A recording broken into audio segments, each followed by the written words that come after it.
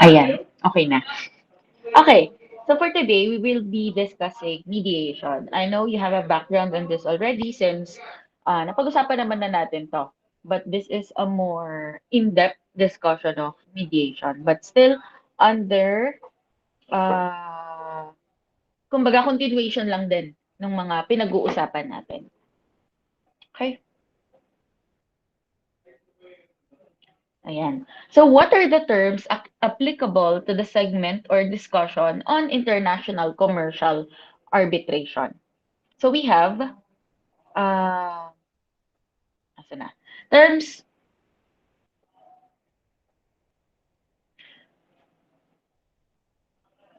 terms applicable to the chapter mediation. First is ad hoc mediation. This means any mediation other than institutional or court annexed mediation. So, basta nasa labas siya ng korte or nasa labas ng isang institution, then it is called ad hoc mediation.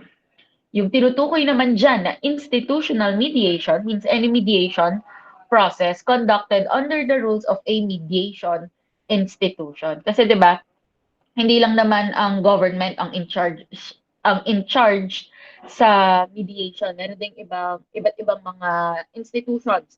So 'yon, mediations happening inside an institution is called institutional mediation. And then, yung sa korte, yung sa government, these are called court-annexed mediation. This means mediation process conducted under the auspices of the court and in accordance with the Supreme Court approved guidelines after such court has acquired jurisdiction of the dispute. So again, hindi basta-basta ang ano 'to, ang pagkuha ng court. Well, what I mean is that ang bawat korte kasi ay may certain jurisdiction lang. It may be geographical jurisdiction or jurisdiction over a certain case, even if the certain crime happened sa labas ng jurisdiction ng korte na yon. For example, if you can remember yung Maguindanao Massacre, yung sa SAF 44, it happened in Maguindanao, but the hearing was conducted here in Luzon sa Maynila. Yung venue ay yung court, 'di ba? The venue was transferred here in Luzon in order to avoid any bias of opinion doon sa mga doon sa judge. Since I think majority of or many kung hindi man majority, many government officials in Maguindanao are also relatives of the accused. So yeah, the the court who shall take jurisdiction of a dispute. Ang tawag sa mediation na gagawin doon is court annexed mediation. And then we have court-referred mediation. This means mediation ordered by a court to be conducted in accordance with the agreements of the parties when an action is prematurely commenced in violation of such agreement. And then, certified mediator. Siyempre, mediator nga, edi taong nagsasagawa ng mediation. Means a mediator certified by the Office of ADR as having successfully completed its regular professional training program. Just like what we've discussed yesterday, OADR is in charge of giving certain programs, certain training para maging mediator ang isang tao. Ayun, kaya nga 'pag ikaw ay nakatapos na doon sa training or sa program na 'yon, magiging isa ka ng certified mediator. And then, number 6 is mediation. This means a voluntary process in which a mediator selected by the disputing party voluntary agreement regarding a dispute. Ito na, yung susubukan nilang magkaroon ng kasunduan, ng agreement. And then, mediation party means a person who participates in a mediation and whose consent is necessary to resolve the dispute. And then, mediator means a person who conducts mediation. Then we have non-party participant. So, non-party, hindi nga siya participant, hindi siya either offense or yung defense. Kaya nga non-party participant. Means a person other than a party or mediator who participates in a mediation proceeding as a witness, resource person, or expert. So, what is the scope of application of the implementing rules and regulations of RA 9285? So, I will also upload a copy kapag na-publish ko na yung sa Canvas ninyo. Ayan. So, these rules apply to voluntary mediation, whether ad hoc or institutional, other than court annex mediation, and only in default of an agreement of the parties on the applicable rules. These rules shall also apply to all cases pending before an administrative or quasi-judicial agency that are subsequently agreed upon by the parties to be referred to mediation.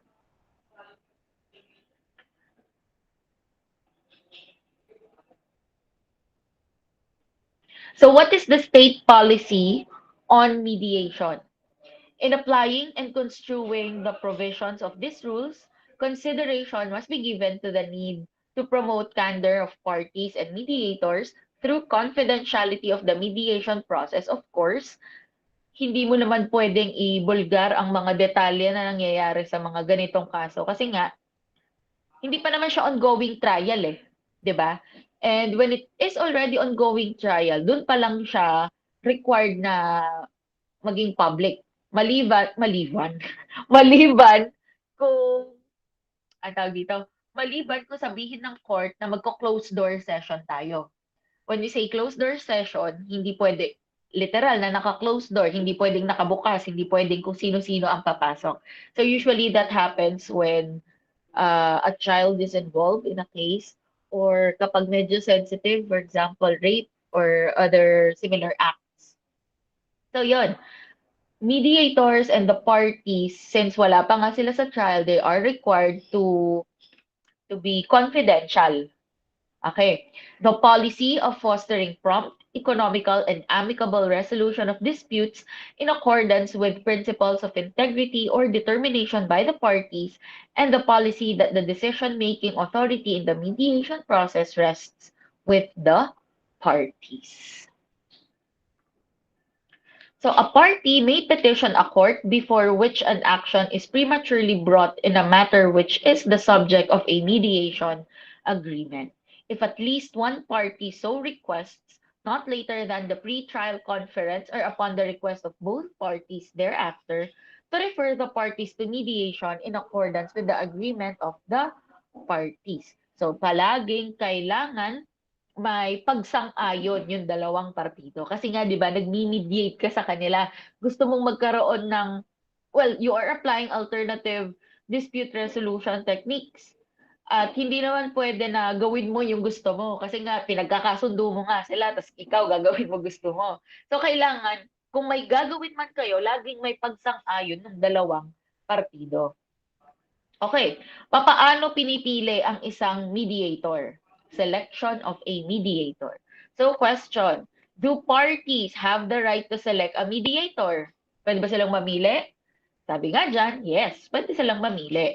The parties have the freedom to select a mediator. The parties may request the Office of Alternative Dispute Resolution to provide them a list or rosters or the resumes of its certified mediators. The OADR may be requested to inform the mediator of his or her selection. So, pwede silang mamili kung sino yung gusto nilang mag-mediate sa kanila. Okay. Is it required that a mediator has special qualifications by background or profession? Required ba na may special qualifications ka yung mediator? So as a rule, ADR Act hindi nire-require that a mediator shall have special qualifications by background or profession unless the special qualifications or a qualifications of a mediator are required in the mediation agreement or by the mediation parties. Yun na nga, maliban na lang kung specifically required by the parties or nakasulat siya or stated siya doon sa mediation agreement na may special qualifications yung ibibigay ng mediator sa kanila. But as a general rule, hindi naman siya required. Okay? Hindi required na may special qualifications yung mediator. Of course, required na certified mediator siya, pero maliban doon, wala na. Okay. May a party waive his right to participate in mediation? Yes. The answer is yes. Except as otherwise provided in RA 9285, a party may designate a lawyer or any other person to provide assistance in the mediation. A lawyer of this right shall be made in writing by the party waiving it. A waiver of participation or legal representation may be rescinded anytime. So note, rescind means to revoke or cancel. So pwedeng alisin ang pagpa-participate. Pwede kang hindi mag-participate or pwede mong alisin yung legal representation mo, yung abogado. Basta kailangan ito ay nakasulat. It should be made in writing by the party waiving it. Then, if the mediator selected is unable to act as such for any reason, the parties may, upon being informed of such fact, select another mediator. So, laging pabor doon sa mga parties na involved doon sa case. Kung ano yung gusto nila, yun lagi ang masusunod. Kasi nga, this is dispute resolution. Baka yun na lang pagpili ng mediator, pagtalunan pa. So, hindi naman pwede. Hindi din naman maganda yun. Okay.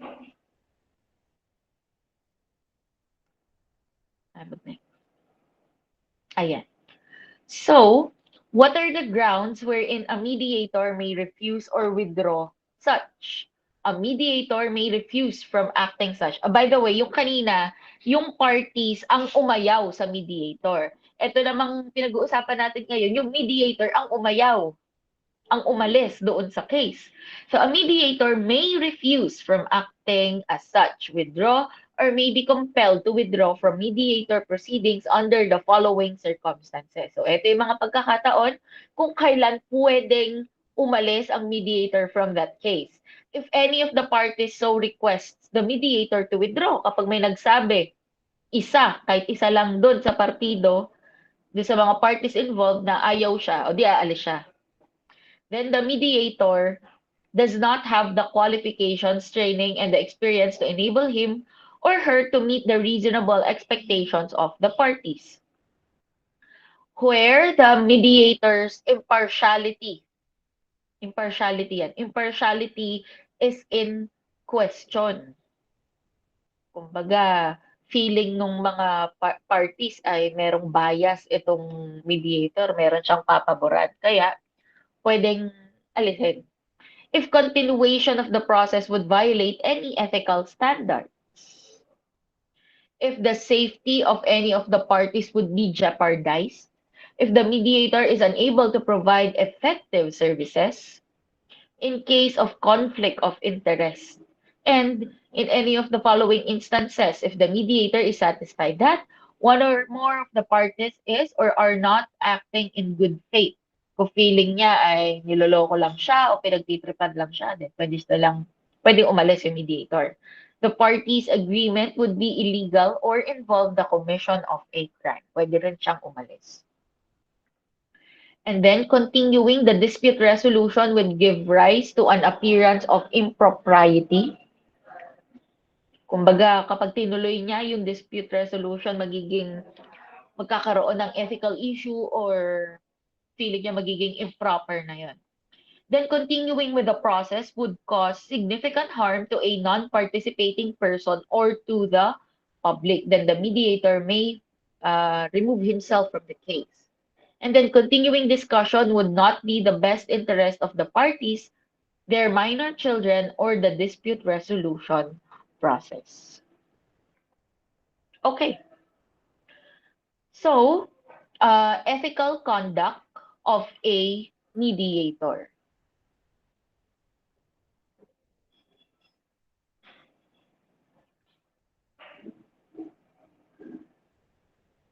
Ayan. Number one, ano yung katangian na dapat taglay ng isang mediator. Kailangan meron siyang sapat na competence. It is not required that a mediator shall have special qualifications by background or profession, katulad ng sinabi natin kanina, unless the special qualifications of the mediator shall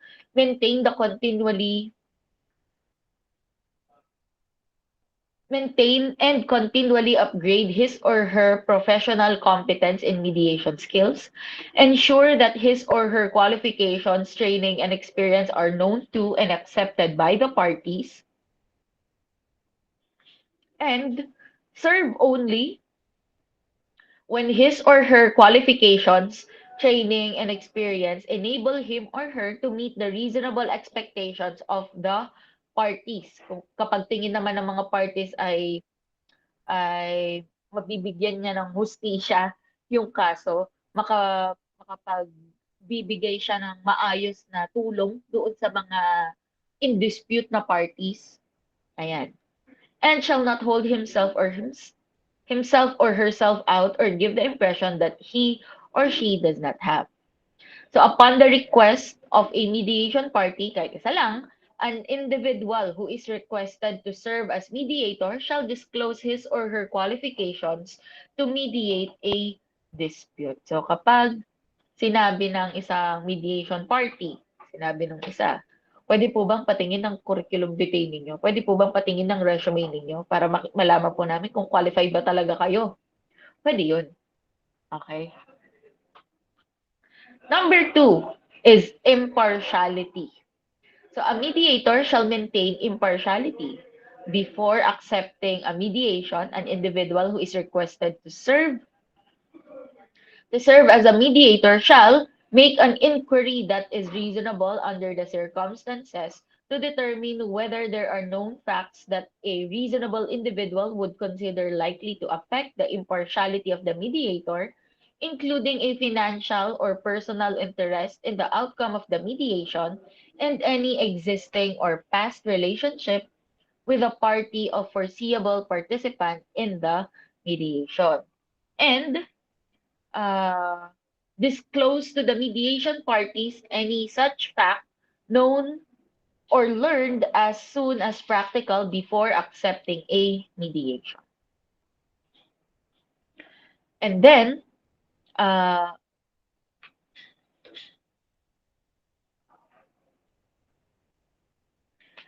the other one is if a mediator learns any fact described in paragraph A of this article after accepting a mediation, the mediator shall disclose it as soon as practicable to the mediation party. So kapag may napag-alaman itong mediator, pagkatapos niyang tanggapin o kapag katapos niyang sabihin na, sige, tatanggapin ko na itong dispute na ito, i-mediate ko ang dispute na yun.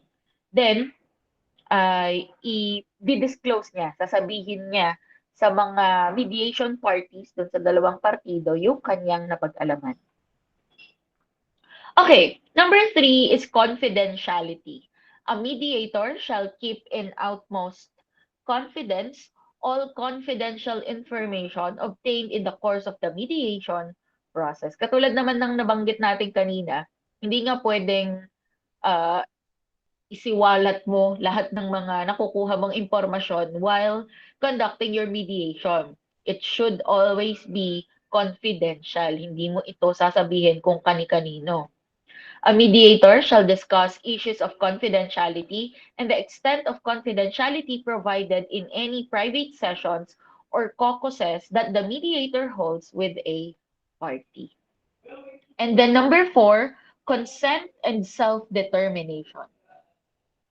A mediator shall make reasonable efforts to ensure that each party understands the nature and character of the mediation proceeding, including private caucuses, the issues, the available options, the alternatives to non-settlement kapag ayaw nilang mag-settle, and that each party is free and able to make whatever choices he or she desires regarding participation in mediation, generally, and regarding specific settlement options.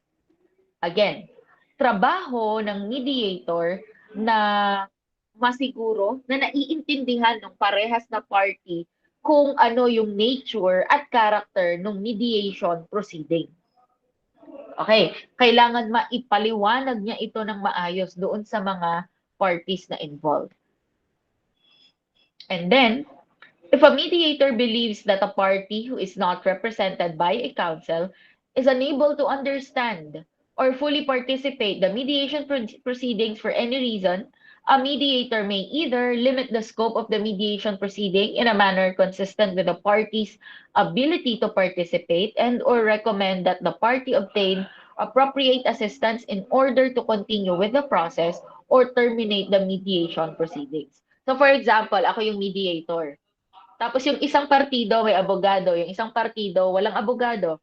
So yung partido na ito na walang abogado, titignan ko kung naiintindihan niya ba. Kasi 'di ba nabanggit nga kanina, kailangan o trabaho ng isang mediator maipaliwanag ng maayos, maipaintindi ng tama yung mga nangyayari doon sa mediation proceeding. So if he or she believes, yung mediator, if he or she believes that the party who is not able to fully participate dahil nga wala siyang legal representation or hindi niya maintindihan yung mga nangyayari, ang mediator, pwede niyang ilimit lang yung scope of mediation proceedings para mas maintindihan nung isang party.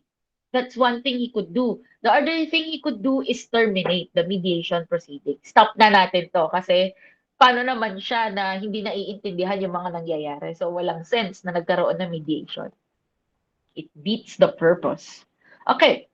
A mediator shall recognize and put in mind that the primary responsibility of resolving a dispute and the shaping of a voluntary and uncoerced settlement rests with the parties. So, it is the role of the mediator para maipaintindi nga doon sa mga parties involved na sila ang mag-aayos, sila ang magre-resolve ng dispute nila. Ako, na mediator, nandito lang para maging referee ninyo. Pero hindi ako ang lalaban. Hindi ako ang mag-iisip kung ano ang mga actions na dapat ninyong gawin.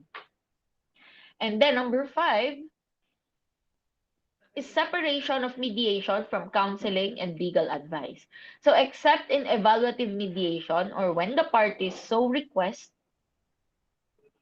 a mediator shall refrain from giving legal or technical advice and otherwise engaging in counseling or advocacy, abstain from expressing his or her personal opinion on the rights and duties of the parties and the merits of any proposal made.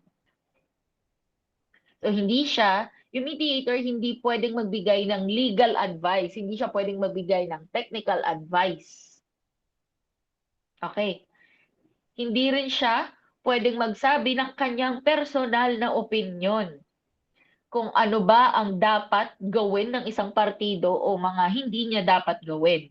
Kasi nga, ikaw ay referee lang. Kumbaga, hindi, yung parties talaga ang magre-resolve ng kanilang mga issues. Nandun ka lang para magabayan kayo sa tamang path. Yung path ay patungo sa dispute resolution. Okay. Where appropriate and where either or both parties are not represented by a counsel, a mediator shall. So kung walang abogado yung dalawang partido, so the mediator shall recommend that the parties seek outside professional advice to help them make informed decision and to understand the implication of any proposal para mas maintindihan nila kung ano ba ang magiging epekto ng proposal. So bago sila pumirma, bago sila sumang-ayon, yung mediator dapat sabihin niya na mas maganda po siguro kung hahanap kayo ng professional advice. Hanap po kayo ng abogado para mas magabayan niya kayo sa mga proceedings na nangyayari ngayon. Yun. Pwedeng sabihin ni mediator yun. And then, he could also suggest that the parties seek independent legal and or technical advice before a settlement agreement is signed. And then, without the consent of all parties and for a reasonable time under particular circumstance, a mediator who also practices another profession, shall not establish a professional relationship in that other profession with one of the parties or any person or entity in a substantially and factually related manner.